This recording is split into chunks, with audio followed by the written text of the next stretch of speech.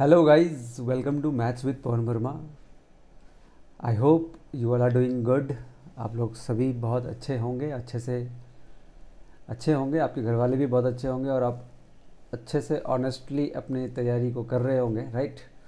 तो मैं यहाँ पर डिस्कस करने आया हूँ एसएससी जीडी का 11 जनवरी का जो शिफ्ट 4 था, राइट। यहाँ पे मैंने शिफ्ट 8 लिखा हुआ है जस्ट बिकॉज कि ये 8वां सेट में डिस्कस कर रहा हूँ, इसलिए मैंने सेट 8 की जगह पे शिफ्ट 8 लिखा हुआ है, ठीक है। तो 11 जनवरी 2023 को ये पेपर कंडक्ट की गई थी, तो उसके पेपर को मैं यहाँ पे मैथ्स के सेक्शन को डिस्कस कर रहा हूँ।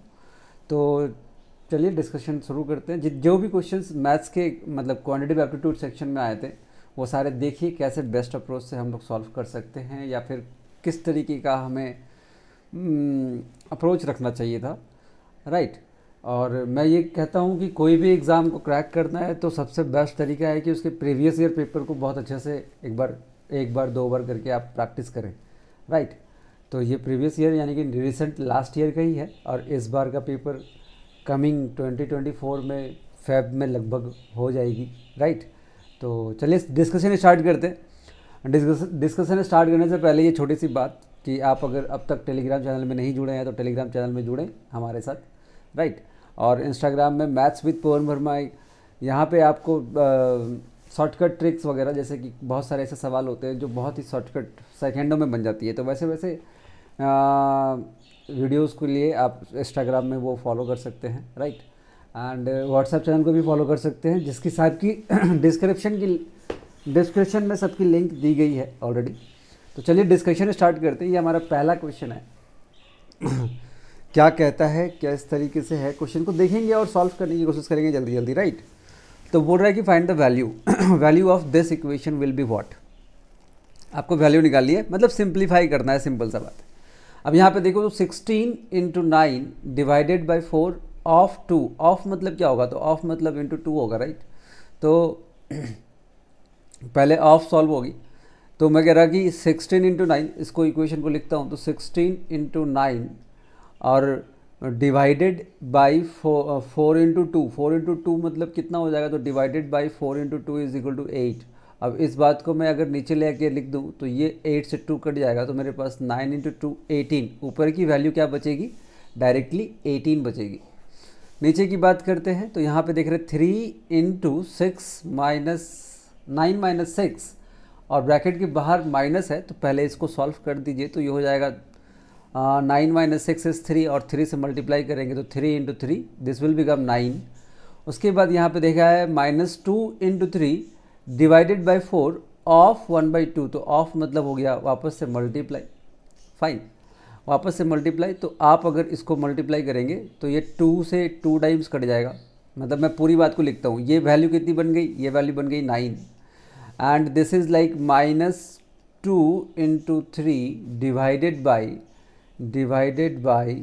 4 × 1/2, तो 1/2 ये कटेगा, 2 बचेगा और 3 डिवाइडेड बाई 2, तो मेरे पास यहाँ पे आएगा 9 - 2 × 3 डिवाइडेड बाई 2 और ये 2 से 2 कटेगा तो 9 - 3 कितना बचेगा, तो 9 - 3 6 बच जाएगा, यानी कि 18 डिवाइडेड बाई 6 हमारा आंसर हो जाएगा और 3, तो ऑप्शन डी हमारा आंसर हो जाएगा। मतलब ये बहुत सारी चीज़ें तो मैंने लिख के किया, वैसे डायरेक्टली आप क्वेश्चन में भी सॉल्व कर सकते हैं, प्रैक्टिस चाहिए बस उसके लिए आपको, ठीक है। तो ये पहला क्वेश्चन था। आते हैं नेक्स्ट क्वेश्चन पे। क्या कहता है, देखिए the number 73, 115, 185 are divided by a number to leaves a same remainder, find the greatest possible of such number.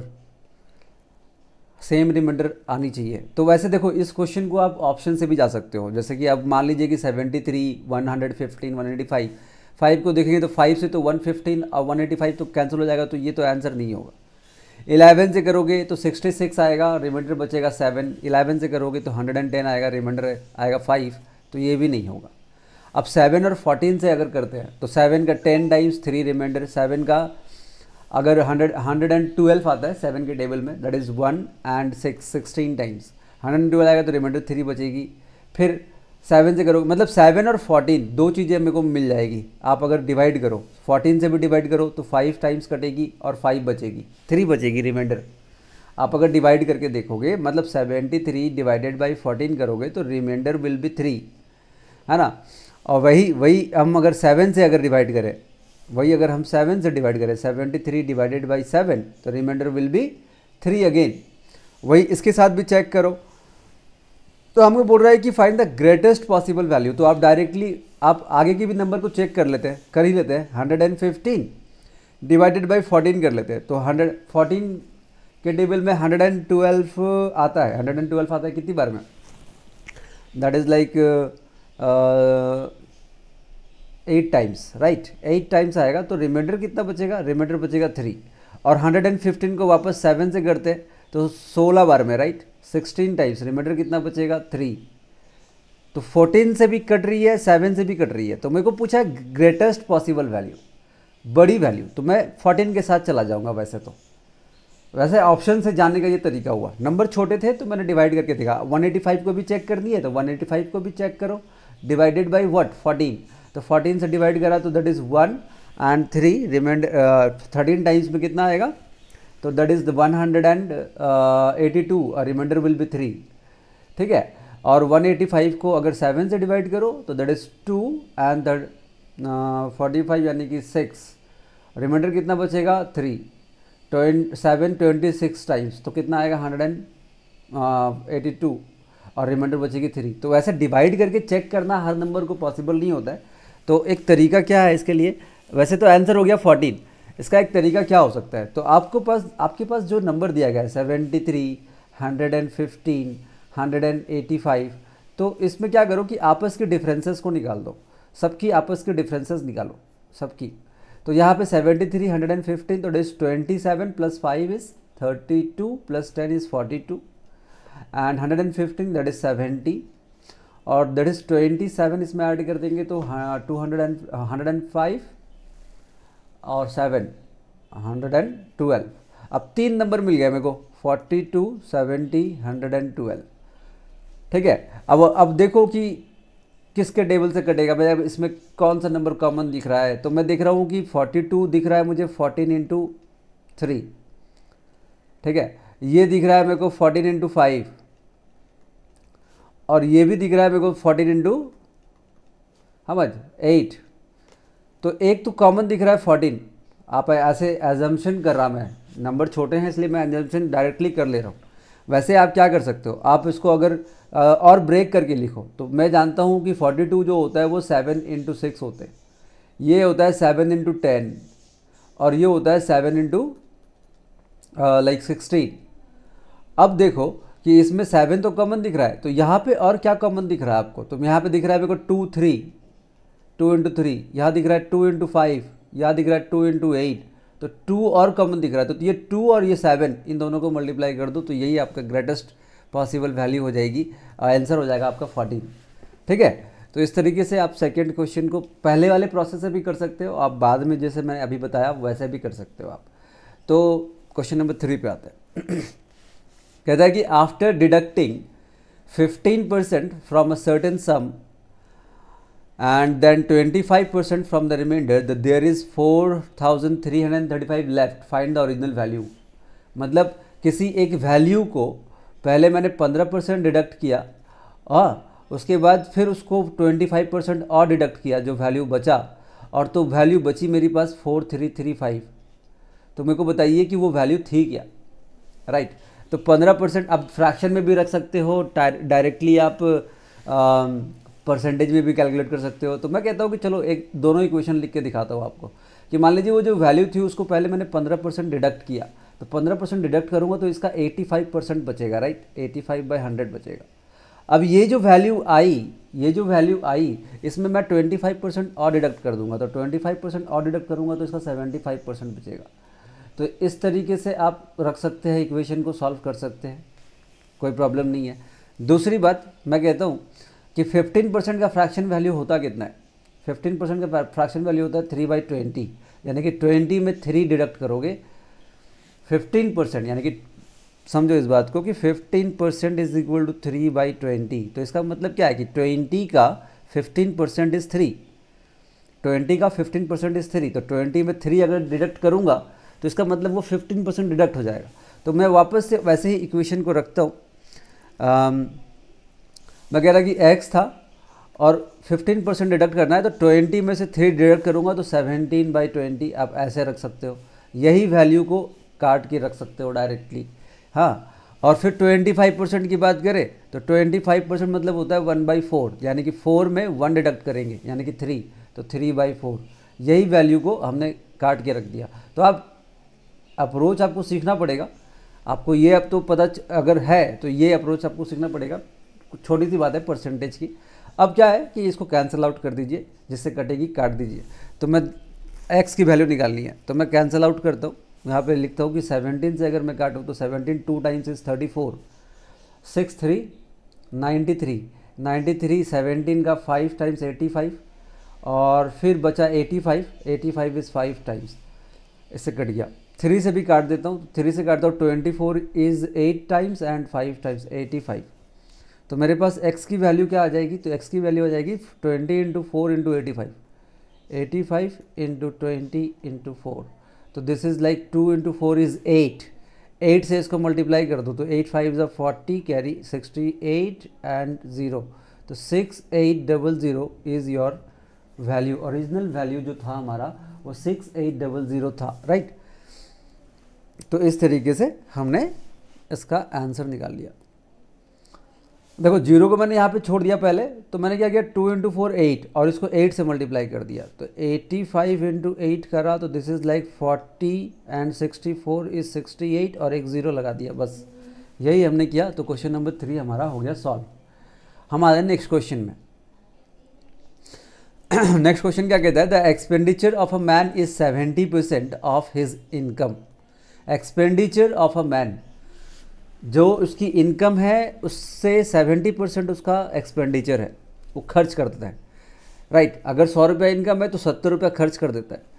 अब कहता है कि if his income will successively increases by 20% and 50%, अगर उसकी इनकम 20% और 50% सक्सेसिव इंक्रीमेंट अगर हो जाए तो then his new expenditure is how much percent more और less than the previous expenditure, so that his new saving becomes 2.5 times of his previous saving.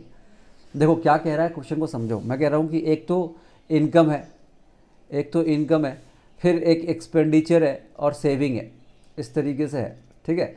तो पहले वाली केस की बात करें तो पहले मैं बोलता हूँ कि उसकी जो इनकम है वो 100 है और उसकी एक्सपेंडिचर अगर 70 है तो सेविंग कितनी होगी, तो सेविंग होगी 30। सिंपल ये बात हो गई। दूसरी बात क्या कहता है, दूसरी बात कहता है कि if his income successively increases by 20% and 50%, 20% और 50% से अगर बढ़ा दी जाए तो देखो 100 इनकम था, अब इस इनकम को सक्सेसिव इंक्रीमेंट करनी है, इसको बढ़ाना है। तो पहले 20% बढ़ाओगे और फिर 50% बढ़ाओगे, जो वैल्यू बढ़ेगी।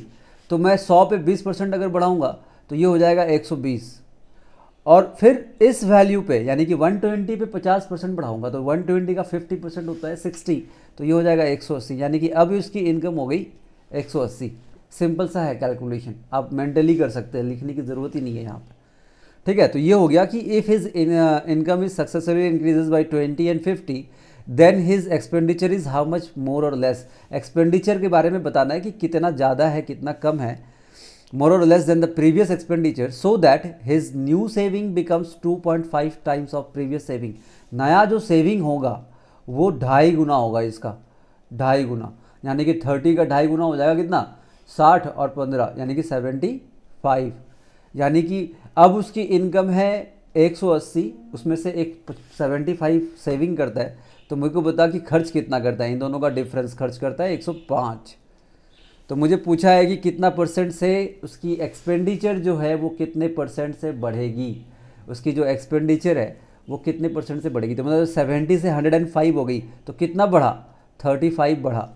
70 से 105 हो गई तो 35 बढ़ गया, यानी कि 70 का कितना परसेंट है, 35 इज़ व्हाट परसेंट ऑफ 70। तो I know that this is 1/2, 1/2 मतलब होता है 50% बढ़ गया, यानी कि मेरा ऑप्शन हो जाएगा 50% मोर, यानी कि ऑप्शन बी हमारा आंसर हो जाएगा। तो ये सवाल था आपका, ठीक है। क्वेश्चन नंबर 4 हो गया। क्वेश्चन नंबर 5 पे आता है। क्वेश्चन नंबर 5 आपके सामने कह रहा है कि on an item shopkeeper offer a discount of 7.5%। एक आर्टिकल है, एक आइटम है, उस पर डिस्काउंट देता है 7.5% का on the mark price and a cashback of 10 rupees per item. Cashback देता है 10 रुपये का। तो कैशबैक दे रहा है 10 रुपये का, मतलब ये भी तो डिस्काउंट ही होता है ना। कैशबैक दे रहे हैं। आप अगर 100 रुपये का सामान लोगे, मैं 10 रुपये आपको कैशबैक दूंगा, 10 रुपये आपको एक्स्ट्रा दे दूंगा फ्री, यानी कि 90 रुपये ही आपको देना है, तो डिस्काउंट ही हो जाता है वो। तो कह रहा है कि cashback of 10 rupees per item, he still earn 5 rupees per item. If X is the mark price of each item, then what is the cost price of each item. आपको कॉस्ट प्राइस पूछ रहा है कि उस article की cost price कितना है। MRP कह रहा है एक्स रुपीज़ अगर है, हम कह रहे हैं कि अगर एमआरपी एक्स रुपीज़ है तो डिस्काउंट पहले हम दे रहे हैं 7.5% की, डिस्काउंट हम दे रहे हैं 7.5% की। तो डिस्काउंट 7.5% की देंगे तो एक्स पे 7.5% का डिस्काउंट मतलब कितना होगा, एक्स का 92.5, एक्स का 92.5%, 7.5 हमने माइनस कर दी, 92.5%। अब ये वैल्यू हो रही थी, मतलब डिस्काउंट देने के बाद, डिस्काउंट मैंने कितना दिया, 7.5% का डिस्काउंट दिया, ठीक है।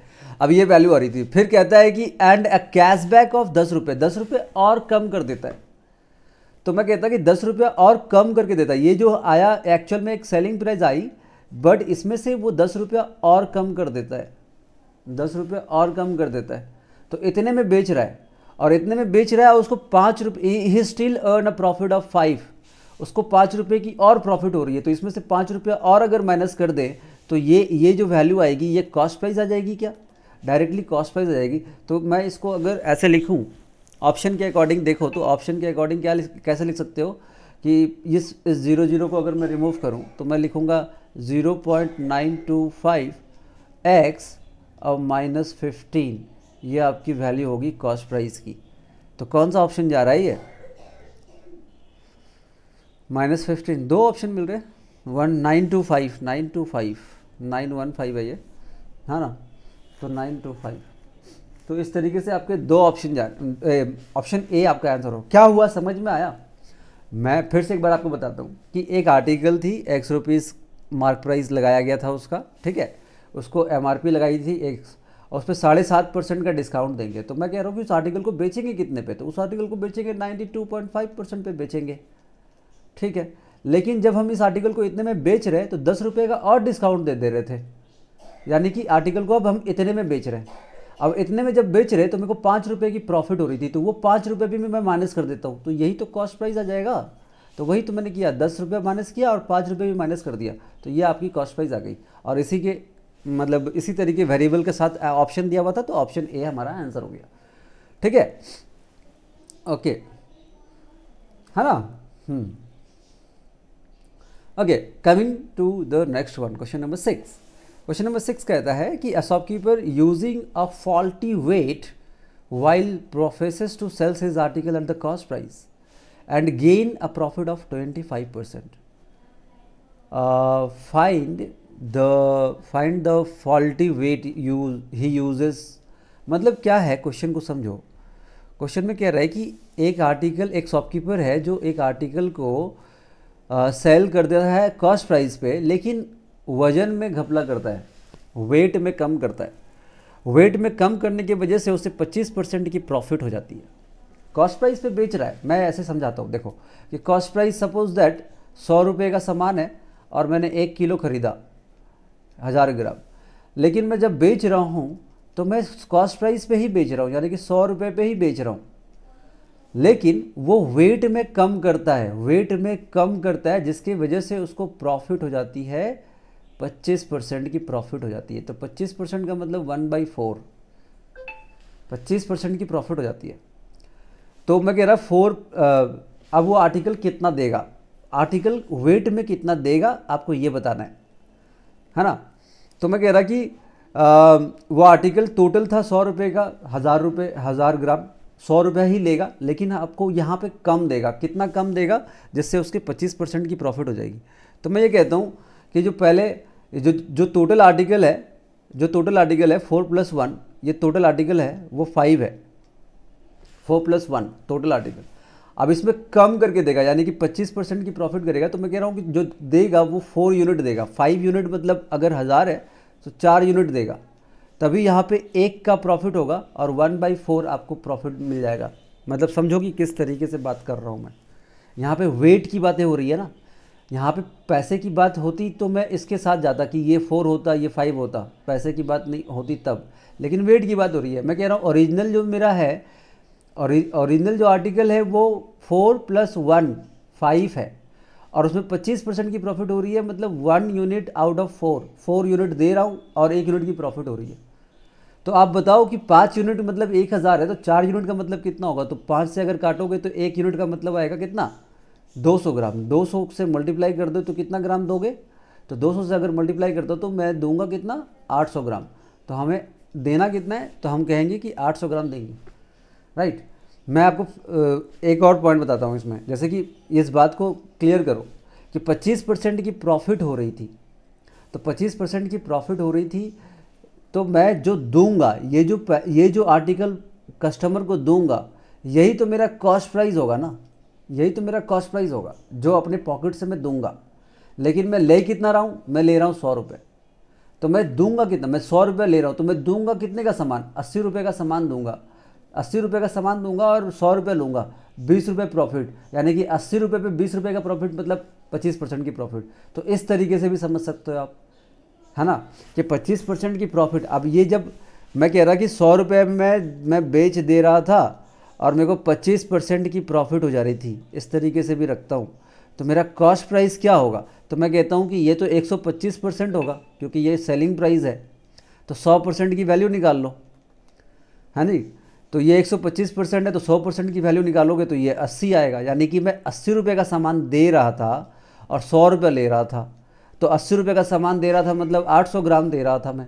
तो मुझे यही पूछा है कि मैं कितना दे रहा था, तो 800 ग्राम दे रहा था, है ना। वेट के अकॉर्डिंग देखोगे तो 4+1 5 यूनिट ओरिजिनल हो जाएगा, और दे रहा हूँ मैं तो 1 यूनिट कम दे रहा हूँ, तो वो हो जाएगा 4 यूनिट। तो इस तरीके से भी आप सॉल्व कर सकते हो, ठीक है।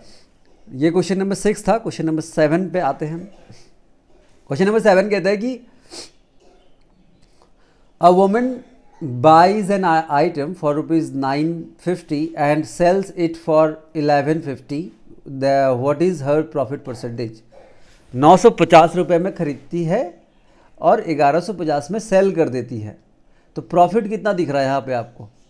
950 में आपने खरीदा और 1150 में आपने बेच दिया, तो 200 की प्रॉफिट दिख रही है। प्रॉफिट हो गई 200 रुपये की, है ना। तो मेरे को प्रॉफिट परसेंटेज निकालनी है। तो मैं कह रहा 200, 950 में खरीदा था मैंने, तो ये परसेंटेज आपको निकालनी है।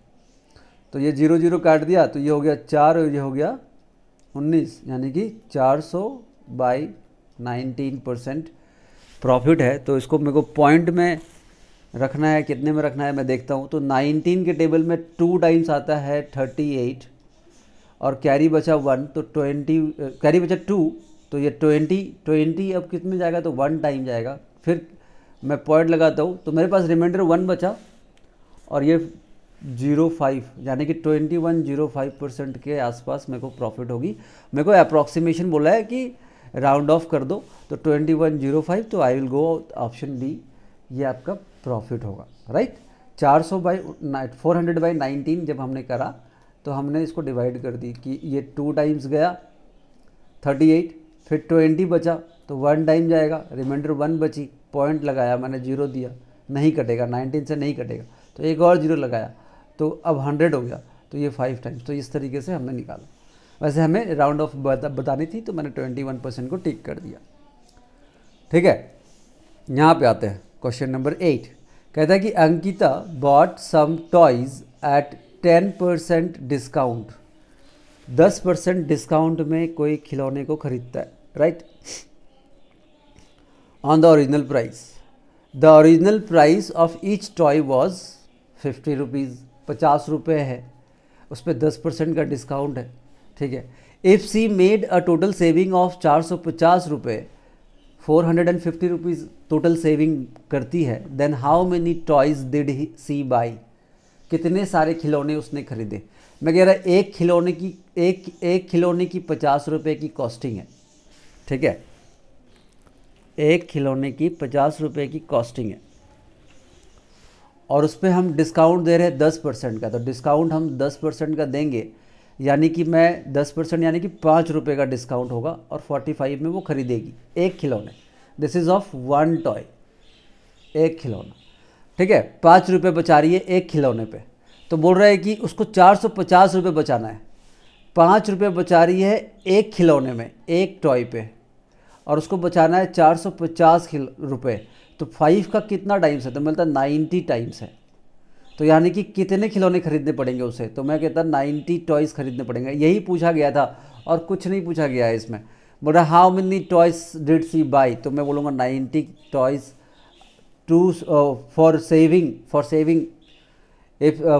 ऑफ 450 रुपीज़, 450 रुपये अगर उसको बचाना है, राइट, तो उसको 95 रुपीज़ का सेविंग करना पड़ेगा, सॉरी 90 टॉयज़ का ख़रीदारी करना पड़ेगा।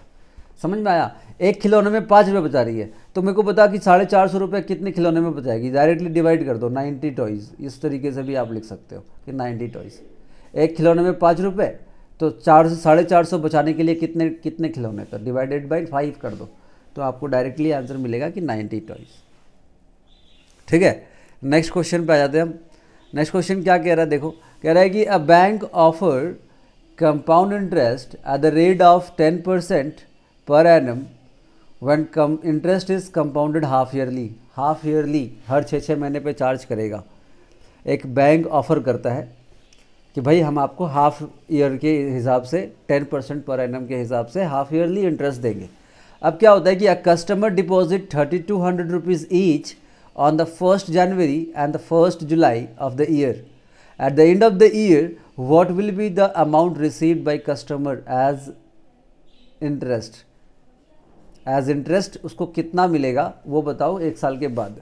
मतलब एक कस्टमर है, उसने 1 जनवरी को 3200 रुपये डिपॉजिट किया और उसके बाद 1 जुलाई को 3200 रुपये फिर से डिपॉजिट किया बैंक में, 3200 रुपये डिपॉजिट किया और बैंक कहता है कि हम आपको हाफ ईयरली इंटरेस्ट पे करेंगे और हाफ ईयरली इंटरेस्ट पे करेंगे 10% के हिसाब से पे करेंगे। रेट दिया हुआ है 10% पर एनम, ठीक है। तो मेरे को 10% पर एनम आएगी, कितनी आएगी बताओ, टोटल इंटरेस्ट कितना आएगा मुझे ये बताओ। तो देखो मैं ये जान रहा हूँ कि जब फर्स्ट कोई भी एक साल की बात करो कि पूरे साल मतलब दिसंबर में मेरे को इंटरेस्ट कितना मिलेगा ये आपको बताना है। तो मैं कह रहा हूँ कि यहाँ से यहाँ तक एक 6 महीना हो गया और यहाँ से यहाँ तक एक 6 महीने हो गए, ठीक है। तो मतलब ये जो प्रिंसिपल है 3200 रुपये जो प्रिंसिपल एक कस्टमर ने जो डिपॉजिट किया था, इस पर 2 बार रेट ऑफ इंटरेस्ट लगेगी हाफ ईयरली वाली। और ये प्रिंसिपल है, ये दूसरा एक प्रिंसिपल है जो 1 जुलाई को उसने डिपॉजिट किया था बैंक में, तो इस पर एक ही बार रेट ऑफ इंटरेस्ट लगेगी 6 महीने की। ये एक 6 महीने है, ये भी एक 6 महीना है, ठीक है। तो मेरे को पता कि इंटरेस्ट टोटल कितना आएगा। तो मैं जान रहा हूँ कि 10% के हिसाब से पर एनम है, पर एनम 10% है, तो हाफ ईयरली के अकॉर्डिंग ये हो जाता है हाफ डिवाइडेड बाई 2, यानी कि 5% इफेक्टिव रेट ऑफ इंटरेस्ट होगी। तो 5% इफेक्टिव रेट इंटरेस्ट होगी तो इसके ऊपर कितना रेट लगेगा। तो मैं जानता हूँ कि सक्सेसिव इंक्रीमेंट अगर कर दो, यानी कि x + y + xy by 100 successive कर दो 5 के अकॉर्डिंग, तो 5 + 5 = 10 एंड 25, तो 10.25। इसके ऊपर इंटरेस्ट कितना आएगा, तो 10.25% आएगा मतलब यहाँ पे दिसंबर तक, या 2 टाइम्स चार्ज किया मैंने, यहाँ जनवरी से जुलाई या जुलाई से दिसंबर 2 बार चार्ज किया, तो इतना आएगा टोटल कंपाउंड इंटरेस्ट, इतना आएगा इसके ऊपर। और इसकी बात करें तो यहाँ पे कितना आएगा, तो ये एक ही बार चार्ज होगा, एक ही बार चार्ज होगा मतलब 6 महीने के लिए चार्ज होगा। तो यहाँ पे कंपाउंड इंटरेस्ट कितना आएगा, तो मैं कहता हूँ 5% डायरेक्ट आएगा। अब बस इसी दोनों को जोड़ के बता दो कि कितना आना है दिसंबर में, कितना टोटल आना है। तो 10.25 ऑफ 3200 और 5% ऑफ 3200, तो दोनों कैलकुलेट कर लेते हैं, दोनों कैलकुलेट कर लेते हैं। तो 10 एक तो मेरे को पता है कि 5% ऑफ 3200 कितना हो जाएगा? तो 5% अगर कैलकुलेट करने जाऊँ मैं तो 320 का आधा यानी कि 160 रुपये यहाँ हो जाएगा। और यहाँ पे कितना हो जाएगा? तो 10% 320 और 0.25 यानी कि 1% की बात करें तो 32, 32 का हाफ 16 और 8 यानी कि 328। कैलकुलेशन करनी पड़ेगी भाई साहब। तो 300, 400, 480 और 88, 488 is the total compound interest मिलेगा उसको at the end of a year. मेरे को इंटरेस्ट में मेरे को बोल रहा है कि what amount did the customer receive, तो 488 रुपीज़ रिसीव करेगा। 10.25% कैसे निकाला मैंने डायरेक्टली, इस चीज़ को समझ लो एक बार।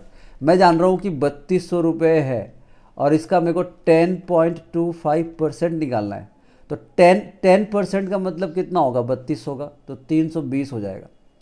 और 0.25% की बात कर रहा है ना ये वाली, तो मैं कह रहा हूँ कि 1%, इसका 1% कितना होगा? 1%, तो 1% होगा 32 रुपये। तो 0.5 करूँ तो 16 हो जाएगा, अब 0.25 करूँ तो 8 हो जाएगा। तो यहाँ से इसका आ जाएगा 8 रुपये, तो इसीलिए ये हो गया 328 रुपये। और ये 5% ईजी था कि इसका 10% 320 होता है तो उसका आधा कर देंगे 160, तो ये टोटल आपका 488 हो जाएगा। तो इस तरीके से क्वेश्चन नंबर 9 भी हमने डील कर ली, राइट। नेक्स्ट क्वेश्चन पे आता है, कहता है कि what is the difference between compound interest, what is the difference between compound interest of ₹5000 compounded yearly and half yearly for 1 year at 4% per annum. बढ़िया, जैसा पिछला सवाल था उससे ही थोड़ा सा डिफरेंस पूछ रहा है यहाँ पे कि कितना डिफरेंस आएगा। एक बार तो ईयरली चार्ज करेगा, एक बार हाफ ईयरली चार्ज करेगा, एक बार ईयरली चार्ज करेगा और एक बार हाफ ईयरली चार्ज करेगा। रेट कितना है? 4%।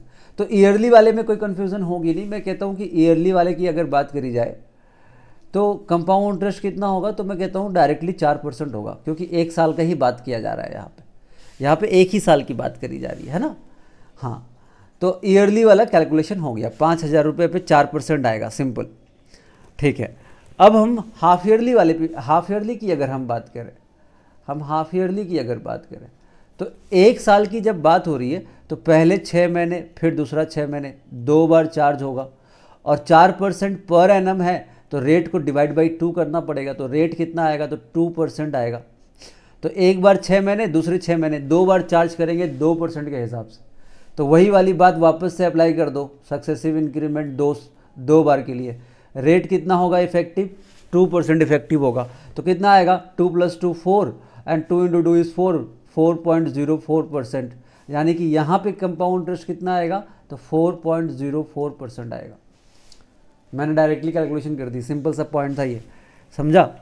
मैं वापस से एक बार आपको सारी चीज़ें बता देता हूँ। देखो ये क्लियर करो, ये छोटी छोटी बातें हैं, ये क्लियर होनी चाहिए कि भाई कैसे करना है। ये प्रिंसिपल की तो मैंने कोई चर्चा ही नहीं करी। प्रिंसिपल तो ठीक है, प्रिंसिपल जो है वो बाय डिफ़ॉल्ट 100% होता है, ये बात हमें पता होता है।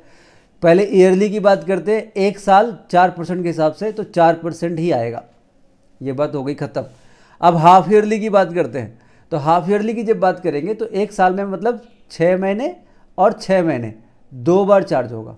और जब भी हाफ ईयरली चार्ज होती है तो रेट ऑफ इंटरेस्ट जो यहाँ लिखा गया है 4% पर एनम लिखा गया है, यानी कि पर ईयर 4%, तो इसको डिवाइड बाई 2 करना पड़ेगा। और डिवाइड बाई 2 जब करोगे तो इफेक्टिव रेट क्या होगी? हाफ ईयरली की इफेक्टिव रेट होगी 2%, और 6 महीने करके 2 बार लगाएंगे। तो हमने वही सक्सेसिव वाली इंक्रीमेंट लगा दी, x + y + xy/100। हाँ, x का मतलब 2, y का मतलब 2, 2% करके यहाँ पे चार्ज होगा, 2% यहाँ भी चार्ज होगा 6 महीने पे। तो 2 + 2 एंड 2 × 2 दैट इज। अब डिफरेंस की बात करें, इन दोनों में डिफरेंस की बात करें तो डिफरेंस है 0.4%। 0.4% की वैल्यू बतानी है और यही आपकी आंसर हो जाएगी। तो मेरे को बता कि 5000 जो 100% की वैल्यू दिखाती है, 5000 जो 100% की वैल्यू दिखाती है, उसमें 0.4% की कितनी वैल्यू होगी? तो मैं कह रहा 4 × 5 22। 100% है ना, मैं लिख रहा हूँ इस तरह से, पूरा इक्वेशन लिख सकते हैं आप। यहाँ पे एक 0 आएगा, 3 0 कटेगी, और 4 × 5 04 है यार, मैंने 4 लिखा हुआ है सिंपल, इसलिए तो 20 आ रहा है मेरा। 04 है, यह है 0.04 का डिफरेंस। यहाँ पे 4 है, यहाँ पे 4.04 है। तो ये निकालना है मुझे, ठीक है। तो मैं 5000 डिवाइडेड बाई 100% है और मल्टीप्लाई बाई 404, तो यहाँ पे भी 100 आएगा, यहाँ पे भी 100 आएगा, ये कटेगी। मैंने क्या करा,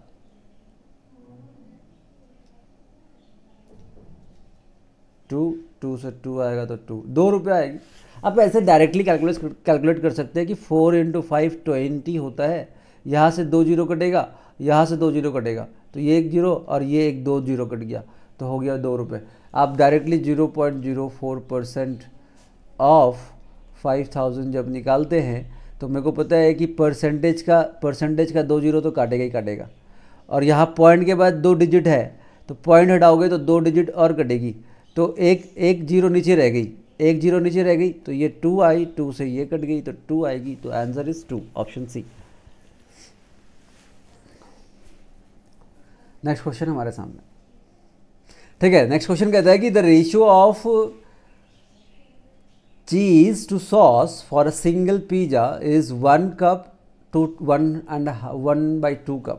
ratio of cheese to sauce for a single pizza, एक पिज्जा बनाने के लिए चीज़ और सॉस का रेशियो है 1:1/2, और 2 को इधर ले आओ तो ये हो जाएगा 2 and 1, ये रेशियो है। चीज़ का यूज़ होता है 2 और सॉस का यूज़ होता है 1 कप, इस तरीके से। If Rama used 15 cup of sauce to make a certain number of pizza, then how many cup of cheese did she use to those pizza. Rama ने 15 कप यूज़ किया है सॉस का, तो सॉस की बात करें तो ये अगर 15 कप 15 होगा तो इसको भी 15 से मल्टीप्लाई करो तो ये हो जाएगा 30। तो मुझे पूछ रहा है कि अगर रामा ने 15 कप सॉस का यूज़ किया, सॉस का 15 कप यूज़ किया, तो चीज़ कितना कप यूज़ करेगा, तो चीज़ यूज़ करेगा 30। Answer will be option B, ठीक है।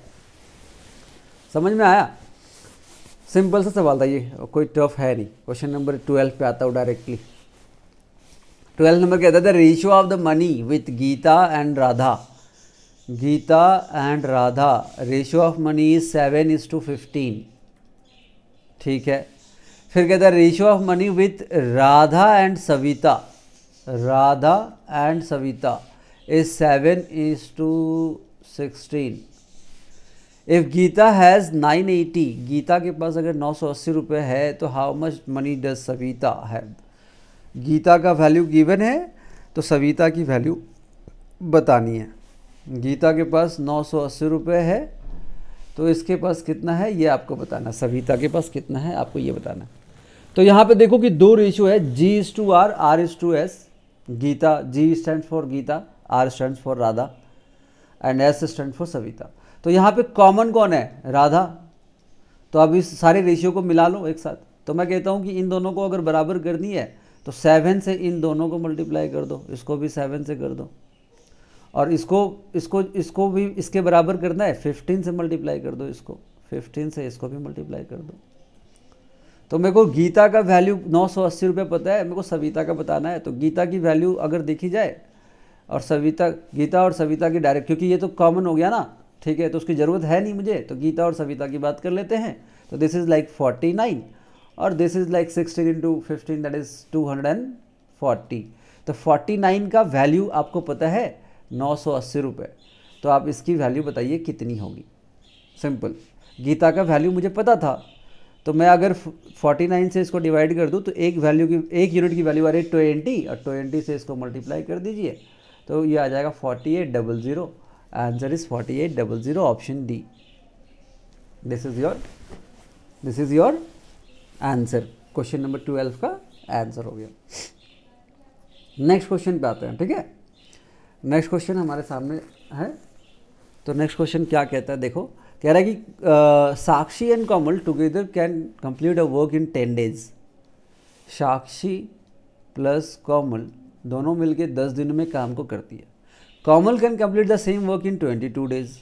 कोमल उसी काम को कोमल अकेले अगर करती है तो 22 दिन में कर देती है, ठीक है।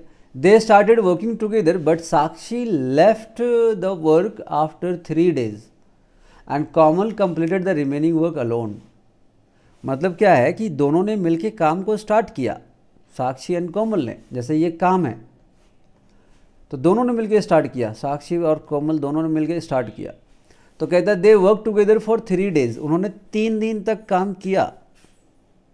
उसके बाद क्या हुआ कि Sakshi left the work after 3 days, Sakshi छोड़कर चली गई। तो बचा कौन? सिर्फ कोमल। तो बोल रहा है कि find the total number of days in which work, total number of days बताइए कि कितने दिन में ये काम खत्म होगा। तो ठीक है भाई, इन दोनों का एलसीएम ले लो डायरेक्टली। आप डायरेक्टली इसका एलसीएम लेते हैं तो बाई 22 और 10 का LCM 110, this is like 11 times, this is like 5 times. तो आपको पता चला कि साक्षी और कोमल की टोटल एफिशिएंसी है 11 की और कोमल की एफिशिएंसी है 5 की। तो मेरे को 11 की यूनिट, मतलब साक्षी और कोमल 3 दिन तक काम को कर रहे थे, तो 3 दिनों में कितना काम करेंगे? तो दोनों मिलके 11 यूनिट काम करते, तो 3 दिन में कितना करेंगे? 33 यूनिट काम कर देंगे। अब 33 यूनिट अगर काम हो गया है तो बाकी कितना है? 33 माइनस कर दीजिए आप इसमें से, है ना। तो बचा कितना? तो 77 बच गया। 77 यूनिट बाकी है, यानी कि यहाँ पे 77 यूनिट काम करना बाकी है। तो 77 यूनिट काम करेगा कौन? कोमल करेगी।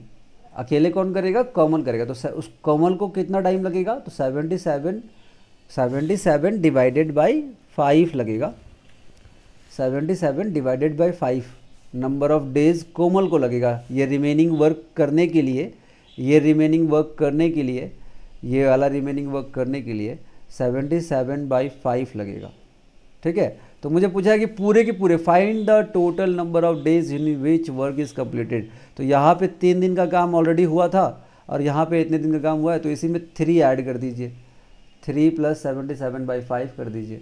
तो 5 × 3 15, 82, 92, 92/5 आपका ये सम कर दिया मैंने, ऐड कर दिया मैंने। तो 92/5 नंबर ऑफ डेज ऑप्शन में ऐसे ही दिया हुआ है, तो हमने ऑप्शन निकाल दिया। ठीक है। तो इस तरीके से आपका ये क्वेश्चन हो गया सॉल्व।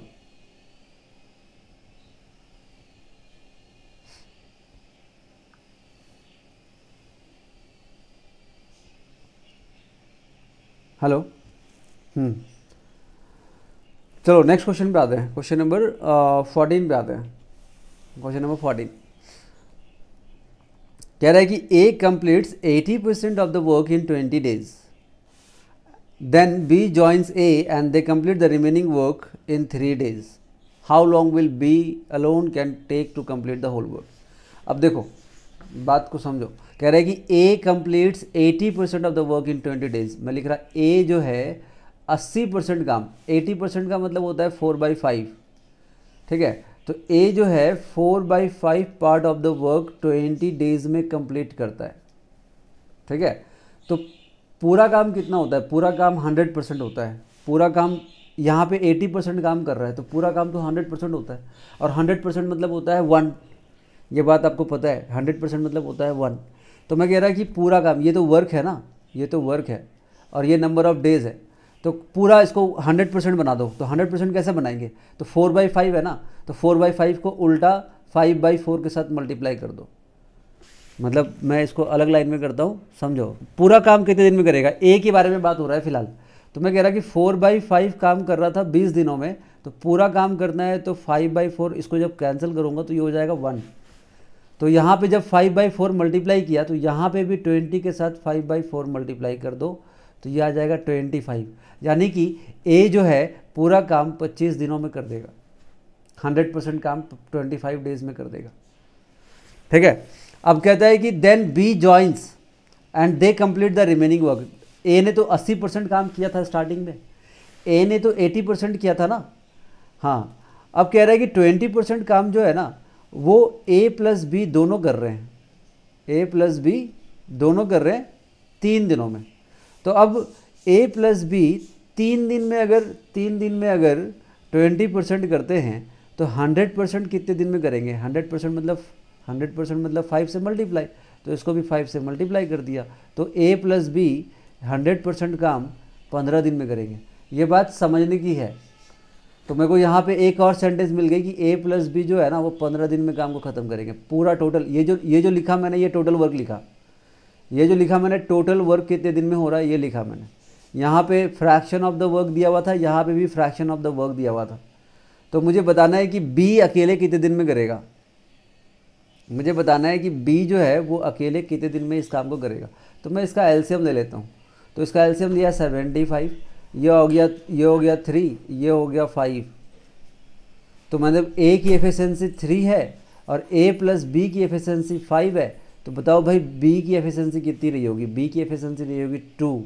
तो 75/2 नंबर ऑफ डेज़ में ये काम को ख़त्म कर देगा। और 75/2 का मतलब कितना होता है? तो आप कहेंगे 37.5 होता है। ठीक है, 37.5 मतलब ऑप्शन डी हमारा आंसर हो जाएगा। सिंपल। ये एक फ्रैक्शन ऑफ वर्क दिया हुआ था, यहाँ पे भी फ्रैक्शन ऑफ वर्क दिया हुआ था। तो मैंने इसको भी 100% किया और इसको भी 100% किया। अब ये 80% से कैसे किया और ये 20% से 100% कर दिया। ठीक है, तो इस तरीके से आपने इस सवाल को कंप्लीट किया। Question number 40। मैं आता हूँ नेक्स्ट क्वेश्चन पे। क्वेश्चन नंबर 15 पे आते हैं। क्वेश्चन नंबर 15 कहता है कि अ cyclist and a jogger cover a certain distance at a certain speed. एक साइकिलिस्ट है, एक जॉगर है। सर्टेन डिस्टेंस, एक मैं ऐसा लिखता है, एक साइकिलिस्ट है, एक जॉगर है। ठीक है, फिर कहता है कि if the jogger covers 1/3 of the distance covered by the cycle in the double of the time as that taken by the cyclist। इस सेंटेंस को समझो, कितना बढ़िया सेंटेंस कह रहा है ये। कह रहा है कि जॉगर मतलब जॉगिंग कर रहा है, वो चल के जा रहा है। और साइकिलिस्ट क्या है कि वो साइकिल चला के जा रहा है।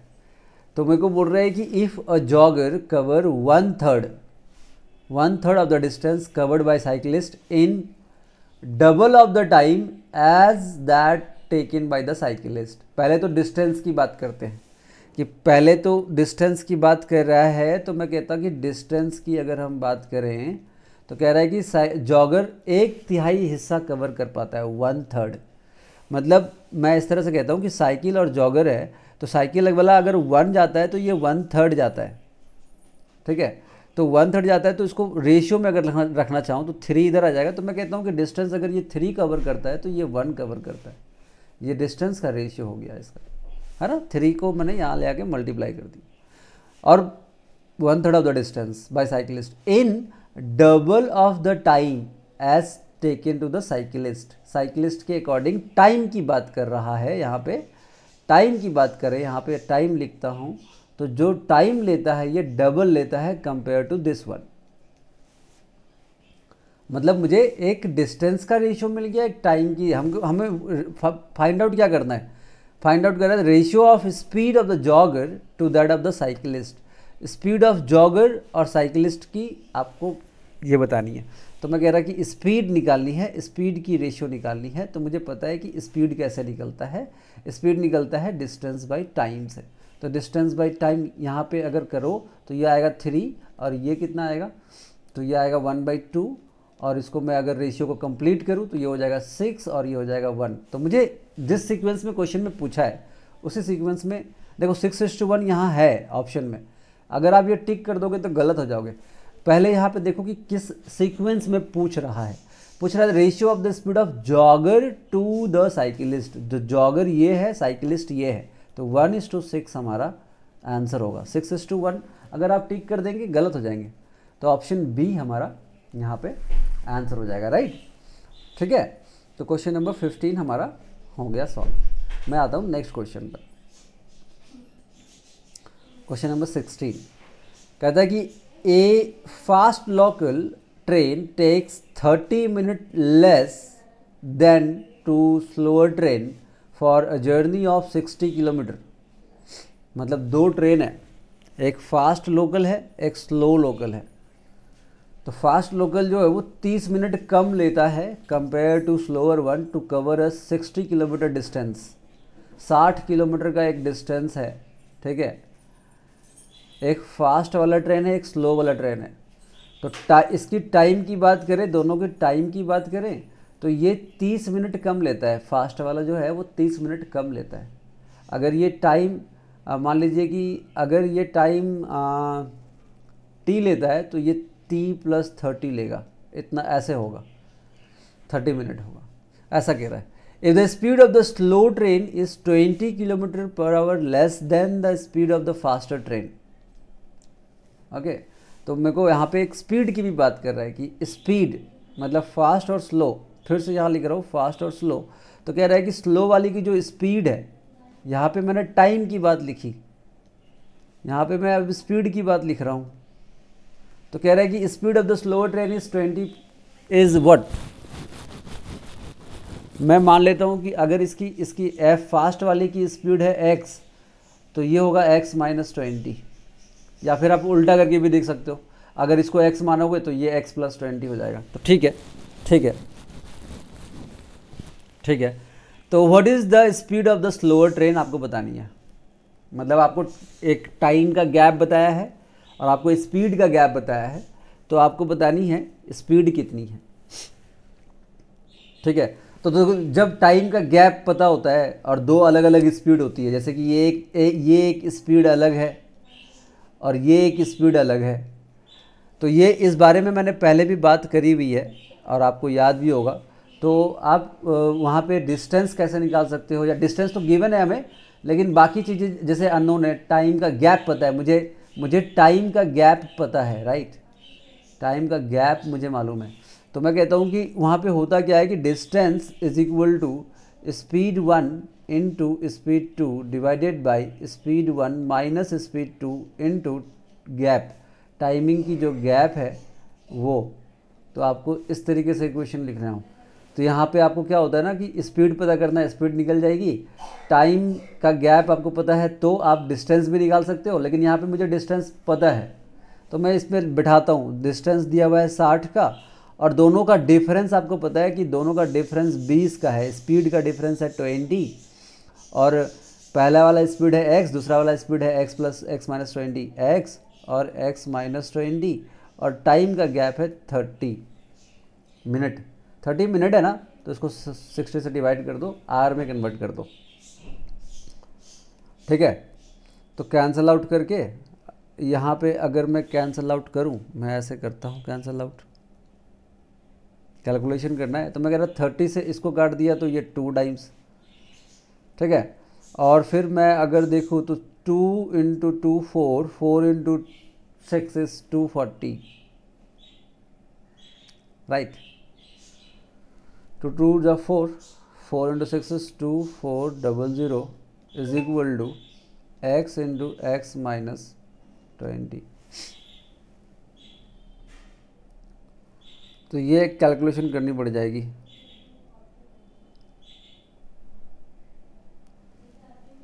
चलो कैलकुलेशन कर सकते हैं या वैल्यू भी पुट कर सकते हैं आप। अगर मैं वैल्यू पुट करूं, क्वेश्चन के ऑप्शन से वैल्यू पुट करूं, मान लीजिए तो 40 - 20 इज 20, 20 × 4, 2 × 4, नहीं 40 नहीं हो पाएगा, सेटिस्फाई करनी है। अच्छा, मेरे को बताना है स्लोअर वाले की, राइट, और x माना है मैंने किसको, फास्टर वाले को। अब मुझे पूछ रहा है स्लोअर वाला, तो मैं काम करता हूँ, जैसे कि 40 अगर लेता हूँ तो ये स्लोअर वाले का होगा, तो स्लोअर वाले का होगा तो स्पीड फास्टर का कितना होगा, तो फास्टर का स्पीड होगा 60, तो 60। हाँ देखो, समझो मेरी बात, मैं क्या कह रहा हूँ। मैंने क्या करा कि इसको सॉल्व करने के बजाय मैं ऑप्शन से चला गया, और ये जो स्पीड दी गई है ना, ये स्लोअर वाली स्पीड दी गई है, मतलब x - 20 की वैल्यू गिवन है ये। तो 40 जो है वो x - 20, x - 20 की वैल्यू होगी 40, 50 जो होगा वो x - 20 का वैल्यू 50 होगा, तो x की वैल्यू क्या होगी। तो मैं अगर x - 20 की वैल्यू 40 है तो x की वैल्यू 60 होगी। इस बात को समझो मैं क्या कह रहा हूँ कि ये स्लोअर ट्रेन की स्पीड गिवन है ऑप्शन में, तो मैं कह रहा कि स्लोअर ट्रेन की स्पीड है x - 20 और ये अगर 40 के बराबर है, सपोज दैट अगर ये 40 के बराबर है सपोज, तो x की वैल्यू 60 होगी। तो यहाँ पे रख देता हूँ मैं, तो 60 और 60 में ये गया, 60 में 20 जाएगा तो 40, तो 60 × 40 कितना होगा, 2400, तो मेरा यही ऑप्शन सेटिस्फाई कर जा रहा है। बाकी तुम चेक कर सकते हो, मैं कह रहा हूँ कि अगर ये स्लोअर वाला है तो फास्ट वाला हो जाएगा 50, ठीक है। तो 50 और 50 में से 20 जाएगा तो कितना 30, तो 50 और 30 तो कितना आएगा 1500 आएगा, तो ये ऑप्शन नहीं हो पाएगा। अच्छा ये 60 है तो फास्टर वाला हो जाएगा 80, तो मेरे पास हो जाएगा 80 और स्लोअर वाला हो जाएगा तो 6 × 4 48, तो ये भी नहीं होगा। अच्छा स्लोअर वाला अगर 50 है तो स्लोअर वाला अगर 50 है और ये हो जाएगा 70, तो 70 × 50 तो ये हो जाएगा 335, तो ये भी नहीं होगा। तो इस तरीके से बिना सॉल्व किए, इसको बिना सॉल्व किए आप ऑप्शन से ऐसे जा सकते हो। वैसे सॉल्व अगर करना चाहो तो कर सकते हो कि भाई 2400 आया = x² - 20x, तो मेरे पास बना x² - 20x - 2400। अब इसको फैक्टराइज कर लो, कि भाई 2400 आना चाहिए। तो 2400 को अगर मैं ब्रेक करूं तो मेरे को दिखता है 6 × 4, और 6 × 4 यानी कि 60 और 40, तो मैं लिख सकता हूँ -60 + 40, तो मेरे पास एक x की वैल्यू पॉजिटिव में जो आएगी वो पॉजिटिव में +60 आएगी और -40 आएगी। तो मैं इसी के साथ x की वैल्यू को पुट करूँगा, और x आया मतलब क्या आया, फास्टर वाली की स्लोअर वाली की निकालनी है, तो 60 - 40 कर देंगे तो मेरे को वो भी आ जाएगा। देखो कैलकुलेशन तो करना है, कहीं कहीं पड़ेगा ही, मैथ्स है तो कैलकुलेशन तो करना पड़ेगा ना कहीं कहीं, है ना। चलो नेक्स्ट क्वेश्चन पे आते हैं, क्वेश्चन नंबर 17 पे आते हैं। 17 में क्या कहता है कि bicycle travel 20 miles in 2 hours 30 minutes and 10 miles in 1 hour 15 minutes. Find the average speed of the in miles per hour. Average speed निकालनी है, एवरेज स्पीड निकालना है। तो मुझे पता है एवरेज स्पीड होता है total distance travel by total time taken. तो टोटल डिस्टेंस की बात करें तो 20 माइल और 10 माइल 30 माइल हो गया, और टाइम की बात करें तो 2 घंटे, यहाँ पे 2.5 घंटे हैं, 2 hours 30 minutes। एक तो है 2 घंटे 30 मिनट और दूसरा है 1 घंटे 15 मिनट, तो टोटल कितना हो जाएगा, तो 3 hours 45 minutes। तो 3 hours 45 को लिख सकते हैं 3/4, तो ये हो जाएगा 15 12 3 15 15/4। तो मैं इसको 15/4 है तो 4 को ऊपर लिखता हूँ, और ये 2 टाइम्स हो जाएगा, तो ये हो जाएगा 8 miles per hour। ये आपकी आंसर हो जाएगी ऑप्शन 8, ऑप्शन डी आपका आंसर हो जाएगा। तो इस तरीके से हमने क्वेश्चन नंबर 17 को डील कर ली। क्वेश्चन नंबर 18 पे आते हैं। क्वेश्चन नंबर 18 कहता है कि person travels from one place to another at 180 km/h and returns to the starting point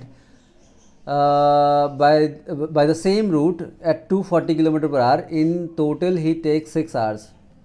Find the distance. Distance पता करना है। अच्छा, 2 स्पीड दी गई है और टोटल टाइम दिया गया है। अभी मैंने आपको पिछले क्वेश्चन में भी बताया था कि भाई distance = speed 1 × speed 2 by speed 1 - speed 2 into time gap. जब टाइम का गैप होता है तो हम इसको यूज़ करते हैं, लेकिन जब टोटल टाइम दिया होता है ना तो स्पीड 1 × स्पीड 2 डिवाइडेड बाई, यहाँ पे सिर्फ एडिशन हो जाता है। इस जगह पे सिर्फ एडिशन, यहाँ पे माइनस था, यहाँ एडिशन है, यहाँ लिख देते हैं टोटल टाइम, तो डिस्टेंस निकल जाएगा टोटल टाइम। तो मैं लिख देता है स्पीड 1 कितनी है, स्पीड 1 180 है और स्पीड 2 240 है, और दोनों को ऐड कर दें तो ये 300 420 और टोटल टाइम है 6। तो 0 0 काट दिया, 6 से कितना टाइम्स जाएगा, ये 7 टाइम्स, और पॉइंट में आएगा फिर तो मतलब 18 × 4 72 मैं लिख रहा हूँ। 18 × 4 = 72 कैरी 7, 36 और 7 43 डिवाइडेड बाई 7 कितना आएगा देखो तो ये आएगा 42 कितना बार में 6 1 6 1 6 1 एक दिख रहा है मेरे को। अच्छा 6 1 और कितना बचा 5 0 7 टाइम्स फिर 1 टाइम, तो यही हमारा आंसर हो गया तो ये छोटी सी पॉइंट आपको याद रखनी पड़ेगी। देखो टाइम का गैप जब दिया है तो ये, और टाइम का टोटल दिया हुआ है तब ये, यहाँ पे डिस्टेंस निकाला जा सकता है, या फिर एक स्पीड मालूम है दूसरी नहीं मालूम है तो दूसरी स्पीड भी निकाली जा सकती है। तो इस तरीके से आप निकाल सकते है ना। वैसे इक्वेशन बनाने जाओगे तो भी बन जाएगा कि दोनों की डिस्टेंस तो कांस्टेंट है ना, दोनों के। अब अगर मैं इसका इक्वेशन बनाने जाऊँ, सपोज दैट मैं बोल रहा हूँ कि दोनों का डिस्टेंस तो कांस्टेंट है ना, जा रहा है 180 से, आ रहा है 240 से, तो मैं कह रहा हूँ डिस्टेंस ही तो पता करना है। तो डिस्टेंस को मान लिया मैंने x, और डिस्टेंस बाय स्पीड लिखता हूँ, तो मैं कह रहा कि x बाई 180 एक हो गया टाइम, और x बाई 240 हो गया टाइम, टोटल टाइम हो गया 6। तो इसको भी सॉल्व करोगे तो भी आंसर आ जाएगा। x की जो वैल्यू आएगी वो आएगी ये, तो आप ऐसे कर लो, बेस्ट है ये, है ना। नेक्स्ट क्वेश्चन पे आते हैं। क्वेश्चन नंबर 19 में कहता क्या है, देखो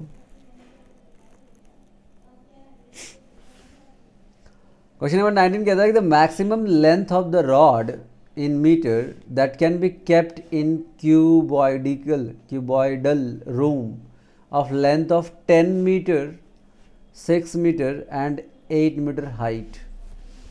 एक क्यूबॉइडल रूम है, मतलब एक ऐसा रूम है, ठीक है। तो इसमें बताइए कि सबसे बड़ी लेंथ कितनी लेंथ की रॉड रखी जा सकती है, कितनी बड़ी लेंथ की रॉड रखी जा सकती है। तो सबसे बड़ी लेंथ की रॉड इसमें क्या रखा जा सकता है, तो मैं कहता हूँ वो जो रॉड रखी जाएगी वो डायगोनल होगी। सबसे बड़ी लेंथ की रॉड ये होगी आपकी आंसर। तो डायगोनल ऑफ अ क्यूबॉइड कैसे निकालते हो आप, डायगोनल निकालते कैसे हैं, तो डायगोनल निकालते हैं square root of l square plus B square plus height square, इस तरह से डायगोनल निकालते हैं। तो l की वैल्यू दिया हुआ है 10, 6, 8, यानी कि 10 square plus 6 square plus 8 square, ये निकालना है। तो this is like 100, this is like 36 और दिस इज़ लाइक 64। कितना हो गया टोटल, ये हो गया 100, ये 100 200, यानी कि रूट 200 हो गया। और रूट 200 को लिख सकते हैं 10 इंटू 10 इंटू 2, ऐसे लिख सकते हैं ना। तो एक 10 बाहर आएगा तो मेरा आंसर हो जाएगा 10√2, ऑप्शन ए। अब ये लिख रहा हूँ इतना सारा, तो ये लिखना है, एग्ज़ाम में नहीं लिखना है मुझे, ये तो आपको समझाने के लिए इतनी सारी चीज़ें लिख रहा हूँ कि सर इतना लिखना तो क्यों है, इतना लिखना बिल्कुल नहीं है, बस आपको समझाने के लिए मैं ये सारी चीज़ें लिख रहा हूँ ताकि आपको समझ में आ जाए, ठीक है। नेक्स्ट क्वेश्चन पे आते हैं, क्वेश्चन नंबर 20 पे कहता है कि the length, breadth and the height of a cuboid is 24 centimetre, 18 centimetre and 22 centimetre. एक क्यूबॉइड है, बड़ी मतलब एक क्यूबॉइड है, ठीक है, इस तरह से। तो उसकी लेंथ ब्रेथ हाइट गिवन है, लेंथ ब्रेथ हाइट गिवन है 24, फिर हाइट है 12 और ये 18, इस तरीके से गिवन है। It is to melted and make a smaller cubes, इसको मैं पिघलाऊंगा, गर्म करूंगा, पिघलाऊंगा और छोटे छोटे क्यूब बनाऊंगा। If the length of the side of the cube is 6 centimetre, the what is the number of cube. एक छोटे छोटे क्यूब बनाएंगे हम ऐसे, ठीक है, और सारे साइड होंगे 6-6 के, इसके सारे साइड हो जाएंगे 6-6 के। तो कितने सारे बनेंगे, आपको नंबर बताने हैं कितने सारे बनेंगे। तो मैं क्या करूँगा, volume of bigger one divided by volume of smaller one, एक का वॉल्यूम ले लेंगे। तो मैं कह रहा बिगर वन की वॉल्यूम, इसकी वॉल्यूम क्या होती है L into B into H. तो पहले इसकी वॉल्यूम हो गई 24 इंटू 18 इंटू 12, और छोटे वाले की वॉल्यूम कितनी होगी, तो 6 इंटू 6 इंटू 6, क्योंकि सारे साइड तो 6 6 6 है, तो 6 इंटू 6 इंटू 6, और जो वैल्यू आएगी वही आपका आंसर हो जाएगा। तो इसको कैंसिल किया, ये 4 हो गया, इसको कैंसिल किया, ये 3 हो गया, इसको कैंसिल किया, ये 2 हो गया।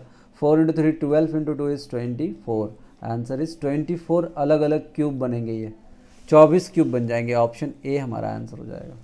मतलब मैंने volume of this one divided by volume of this one कर दिया, जो नंबर आएगा इतना सारा बनेगा। तो 24 अलग अलग छोटे छोटे क्यूबॉइड बनेंगे जो आपके आंसर हो जाएंगे, ठीक है। तो ये था आखिरी सवाल इस सेट का। आई होप, देखो ये जो सेट थी वो शिफ्ट 4 थी, जो 11 जनवरी को 11 जनवरी को हुई थी। इसके बाद जो भी शिफ्ट है उसको भी डिस्कस करूँगा मैं सारे क्वेश्चंस को, ठीक है। तो एक एक करके आ रहा है। आई होप कि आपको ये इन्फॉर्मेटिव लग रहा हो और तैयारी आपकी बेस्ट होगी अगर आप सारे सेट को प्रैक्टिस कर लें जीडी की, क्योंकि क्वेश्चन बहुत ही आसान होता है जीडी में। बस वही है कि आप प्रैक्टिस कर लें, एक बार अच्छे से सारे सेट को प्रैक्टिस कर लें। तो जितने भी सेट मैंने डिस्कस किए हुए हैं सबका एक अलग से प्लेलिस्ट बना दिया है मैंने, जाइए प्लेलिस्ट में एक एक करके सबको सॉल्व कर लीजिए, ठीक है। Thank you for giving your time, thank you. Don't forget to subscribe if you are new in the channel. Video को लाइक ज़रूर करें और फिर हम लोग मिलते हैं नेक्स्ट वीडियो में। तब तक के लिए ख्याल रखें, धन्यवाद, टेक केयर, बाय।